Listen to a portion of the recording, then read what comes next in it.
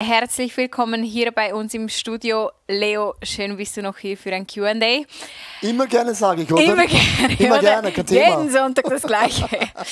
Hey, das Alte Testament, ich kann mir vorstellen, es war noch herausfordernd, irgendwie doch eine Message über das alte Thema zu machen, weil es ja schon etwas komplex ist, so.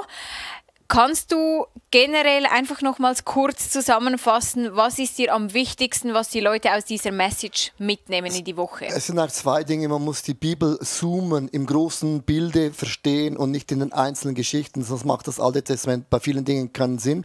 Und bei den ersten 5 Büchern Moses, die Tora, das Gesetz, so heißt es, sind es eigentlich 5 Botschaften. Erstens Genesis heißt es durch Schöpfung bis ein Neuanfang. Jeder von uns ist eine Schöpfung Gottes. Dann Exodus bedeutet, man muss irgendwann das Alte verlassen, den alten Lebensstil. Der Levitikus bedeutet mit nichts anderes, dass Gott gibt uns Gesetze mit auf den Weg. Das heißt nicht, er verbietet Dinge, sondern er erklärt uns, wie unser Leben funktioniert mit Sabbat und all diesen wunderbaren Punkten, wo ihr dazu mal, man hatte noch nicht die Wissenschaft in dem Sinne. Und dann Numeres bedeutet, Gott bringt Ordnung in das Leben ein. Und Deuteronomium heißt, man erinnert sich immer wieder daran, was Gott getan hat. Das ist die ganze Botschaft vom Alten Testament, in dem Sinne ein Liebesbrief an uns.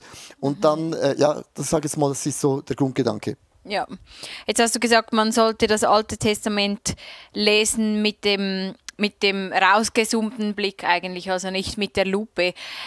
In dem Fall, das ist ja eigentlich das, sage ich jetzt mal im Groben, was wir oft sagen, dass du die Bibel im Kontext lesen musst, oder? Und nicht einfach einzelne Bibelverse, wie wenn wir, keine Ahnung, die Jahreslosung ziehen und dann das eigentlich ohne den Kontext so für uns benutzen. Also grundsätzlich spricht der Gott durch jeden Bibelvers. Die Bibel ist ja lebendig, also man kann auch einen Text nehmen, der zu dir spricht, aber man kann nicht eine Theologie dann daraus machen, sondern immer den Kontext zu verstehen. Das ist mega wichtig, weil das Alte Testament ist eine Geschichte vom Volk Gottes und einer Liebesbeziehung, aber auch ein Drama, wenn man Gott nicht nachfolgt, dass es eben Konsequenzen gibt. Wenn man das ein bisschen versteht, dann kann man auch diese Bücher ganz anders einordnen oder auch gewisse, sag jetzt mal, Szenen, die ein bisschen übel sind. Würdest du sagen, heutzutage sind die Konsequenzen von Gott, wenn wir eben nicht nachfolgen, irgendwie weniger schlimm als früher, weil es nicht mehr so eben blutrünstig ist oder Gott irgendwie Menschen umbringt oder wie auch immer? Es ist eben in dem Sinn eben rausgeschoben. Das heißt, es gibt das letzte Gericht gibt es. Und wenn man dann eben die Offenbarung, die letzten Gerichte liest, wird das dann auch nochmals richtig übel werden. Aber bis dahin wird das Evangelium von der Hoffnung vom Reich Gottes gepredigt. Also das ist eine andere Wahrnehmung. Gott hat es einfach aufgeschoben aufgeschoben und es kommt eigentlich am Ende nochmals in der gleichen Wucht. Und das ist das, was wir nicht gerne hören, weil Liebe hat immer 2 Seiten. Vielleicht zum Abschluss noch, du hast ja auch über die Propheten gesprochen. Jetzt sind wir wirklich alle Propheten? Braucht Gott alle gleich? Oder würdest du sagen, gewisse Leute haben schon mehr eine Salbung oder wirklich eine spezifische Gabe im Prophetischen?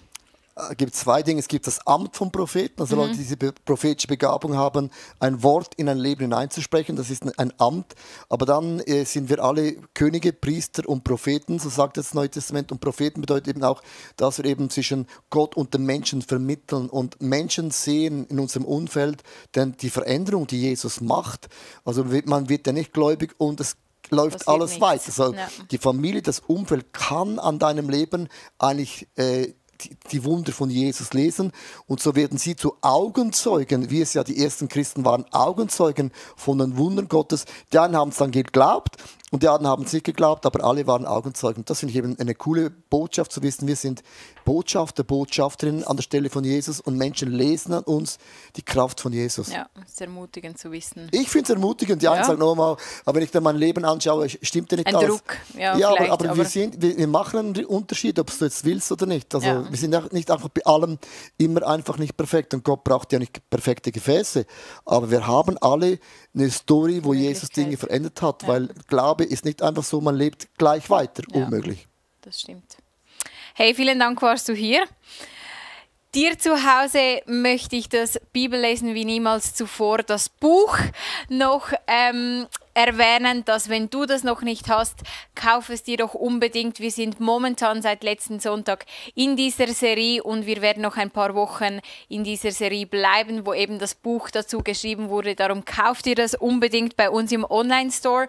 Und am Freitag ist unser neues ICF Worship Album Moments herausgekommen. Das ist ein Instrumental-Album, ein Piano-Album, wo große Hits von ICF Worship darauf sind, aber einfach in Piano-Version, also auch etwas Inspirierendes vielleicht für deine stille Zeit.